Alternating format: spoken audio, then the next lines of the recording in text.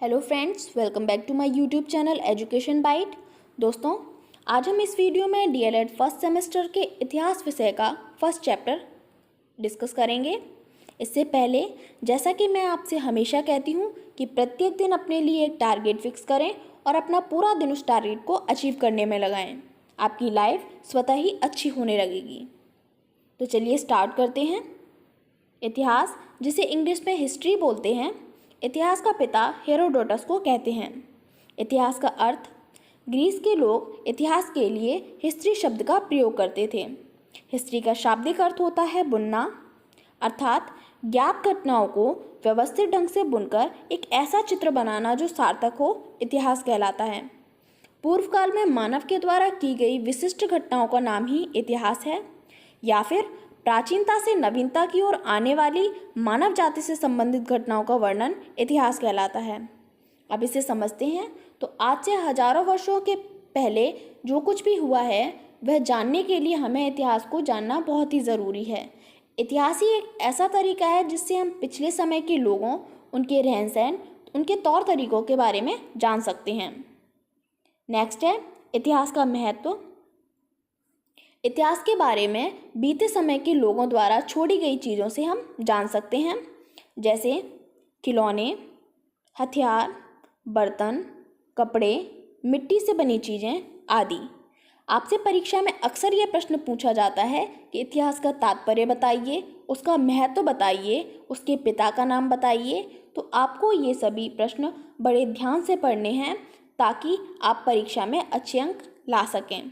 Next है प्राचीन भारतीय इतिहास के स्रोत। इन स्रोतों को दो भागों में बांटा गया है। फर्स्ट है पुरातात्विक स्रोत, सेकेंड है साहित्यिक स्रोत। पुरातात्विक स्रोत में फर्स्ट है उत्खनन से प्राप्त सामग्री। उत्खनन का मतलब होता है ऐसी सामग्री जो हमें खुदाई से प्राप्त होती है। इसमें कुछ मेन पॉइंट्स हैं जिन्हें हम देखते हैं। फर्स्ट है धर्म और कला के साक्ष्य। ये साक्ष्य हमें हड़प्पा, मोहनजोदड़ो, लोथल जो कि गुजरात में है, रोपड़, कालीबंगा से प्राप्त हुए हैं। नेक्स्ट है धार्मिक जनजीवन के साक्ष्य। ये साक्ष्य हमें दक्षिण भारत के अगदी, बनवासी, चिरांद जो बिहार में है, चित्तल दुर्गा कर्नाटक से प्राप्त हुए हैं। नेक्स्ट है अभिलेख। तो अभिलेख का मतलब होता है वे लेख जिससे यादगार के रूप में सभी घटनाओं को स्थायी रखा जाता है, वह सभी अभिलेख कहलाते हैं। इसके अंतर्गत शिलालेख, स्तंभलेख, गुहालेख, ताम्रपत्र, प्रशस्तियाँ, दानपत्र तथा स्मारक आदि आते हैं। इन अभिलेखों को लिखने की कुछ प्रमुख भाषाएं होती हैं जो कि निम्न हैं। अभिलेखों की भाषाएं, ये भाषाएं संस्कृत, पाली, प्राकृत, तमिल, तेलुगु, मलयालम आदि हैं। अभिलेख ब्राह्मी व खरोष्टी लिपि में खुदे हुए हैं। नेक्स्ट है प्रमुख अभिलेख। प्रमुख अभिलेखों में अशोक के स्तंभ, अशोक की अभिलेख, इंडो यूनानी, समुद्रगुप्त का प्रयाग स्तंभ लेख, महरौली का लौह स्तंभ, भीतरी गाजीपुर का स्तंभ लेख, खारवेल का हाथी गुम्फा अभिलेख, रुद्रदामन का जूनागढ़ अभिलेख आदि विशेष उल्लेख हैं। देखिए, अभिलेखों से लेखन शैली, कालक्रम व स्थान इन सब का पता चलता है। यहाँ जो मैंने अशोक के अभिलेखों की बात की है उससे मौर्ययुगीन समाज और संस्कृति का निर्धारण होता है। समुद्रगुप्त के अभिलेख से उसकी दिग्विजय, उसके सामाजिक और धार्मिक कलात्मक कार्यों का भी पता चलता है। नेक्स्ट है स्मारक। स्मारकों को दो भागों में बांटा गया है। फर्स्ट है भारतीय स्मारक, सेकेंड है विदेशी स्मारक। भारतीय स्मारक, ये स्मारक मोहनजोदड़ो, हड़प्पा, तक्षशिला, नालंदा, कसिया, बनवासी, मथुरा, काशी, पाटलिपुत्र, सारनाथ आदि सभी स्थानों से भारतीय स्मारकों के साक्ष्य मिले हैं। कुछ प्रमुख स्थान नीचे दिए गए हैं जहां से हमें भारतीय स्मारकों के साक्ष्य मिले हैं। इनमें हड़प्पा व मोहनजोदड़ो के स्मारकों को ऐतिहासिक महत्व की दृष्टि से महत्वपूर्ण स्थान प्राप्त है। नेक्स्ट है तक्षशिला। तक्षशिला से कुषाणों के इतिहास की जानकारी मिलती है। वहाँ की मूर्तिकला द्वारा गांधार कला का ज्ञान होता है। पाटलिपुत्र पाटलिपुत्र से मौर्ययुगीन इतिहास का पता चलता है। नेक्स्ट है सारनाथ। सारनाथ से बौद्ध धर्म व अशोक के इतिहास का पता चलता है। नेक्स्ट है विदेशी स्मारक।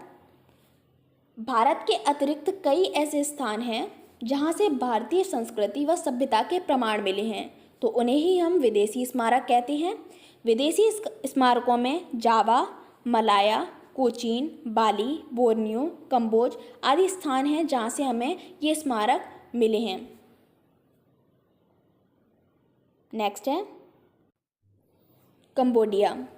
कंबोडिया के अंगकोर वाट से उपनिवेशों की स्थापना।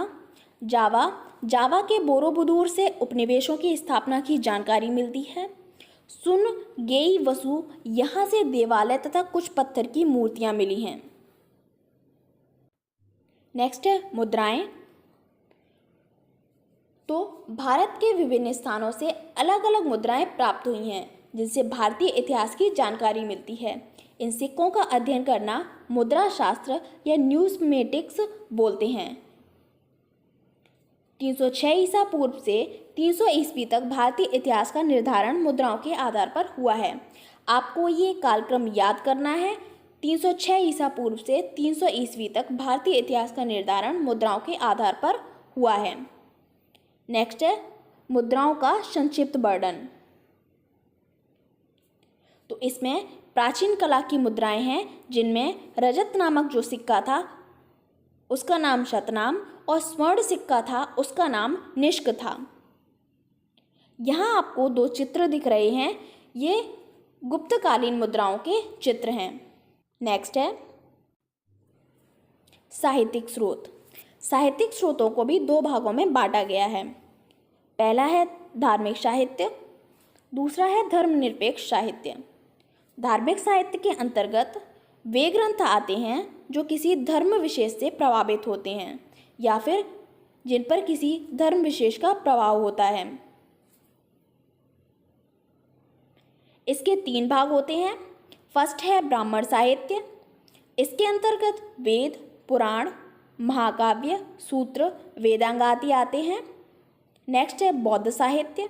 इसके अंतर्गत त्रिपिटक, जातक कथाएं आदि आती हैं। नेक्स्ट है जैन साहित्य। इसके अंतर्गत आगम व परिशिष्ट पर्व आदि आते हैं। नेक्स्ट है धर्मनिरपेक्ष साहित्य। इनका धर्म से न तो सीधा संपर्क होता है न ही ये किसी धर्म विशेष से प्रभावित होते हैं। इसके अंतर्गत अर्थशास्त्र जिसकी रचना कौटिल्य ने की थी, पाणिनि की अष्टाध्यायी, विशाखदत्त का मुद्रा राक्षस, पतंजलि का महाभाष्य, बाणभट्ट की हर्षचरित्र, कल्हड़ की रासतरंगिणी आदि प्रमुख हैं। दोस्तों, आपको ये सभी नाम अच्छे से याद करने हैं। अक्सर परीक्षा में आपसे किसी भी पुस्तक के लेखक व किसी भी लेखक की कोई पुस्तक पूछी जा सकती है। दोस्तों, नेक्स्ट वीडियो में हम नए टॉपिक को डिस्कस करेंगे। अगर आपको किसी प्रश्न में कोई परेशानी होती है तो आप कमेंट बॉक्स में कमेंट करके पूछ सकते हैं।